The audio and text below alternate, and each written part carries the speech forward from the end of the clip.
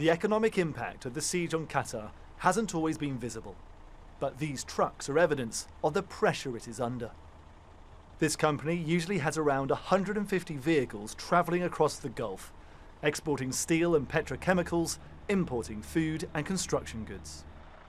But for 2 months, they've been parked up, and drivers like SHYAM TAMANG from Nepal say they are desperate to get back on the road and earn for their families. I drove to all GCC countries, but since the crisis, I've just stayed here. I can't work, and I don't know when the border will reopen. I'm worried about my family and my future. The crisis has also effectively stopped the import-export businesses of many other Qatari truck companies. The director of FADAL Transport tells us they're trying to win new local contracts, but it's tough. We've been affected since the first minute. We're losing money and work is very slow. We're hardly using any trucks. The work was more or less covering expenses, but now rent is higher and the work is less. We hope the problem's solved. This is the route the trucks normally take. The 100-kilometre drive to Saudi Arabia, Qatar's only land border. A once busy highway deserted.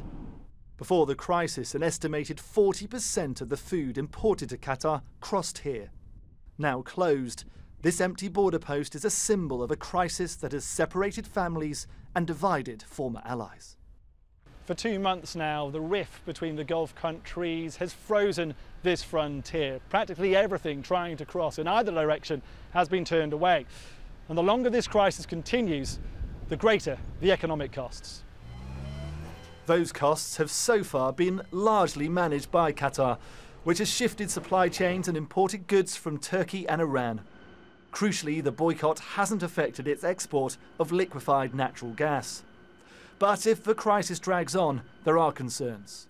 If the blockade continued in the future for 6 months or longer, it could have a limited impact on financial sector and trade and transport and tourism industry as well. The most destructive impact is confidence. This crisis is redefining the economic relations of some of the world's richest countries.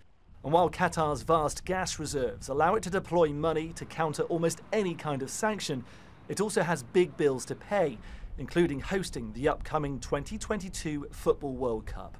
Qatari leaders won't want a prolonged crisis. Duncan, Crawford, Jazeera, Doha.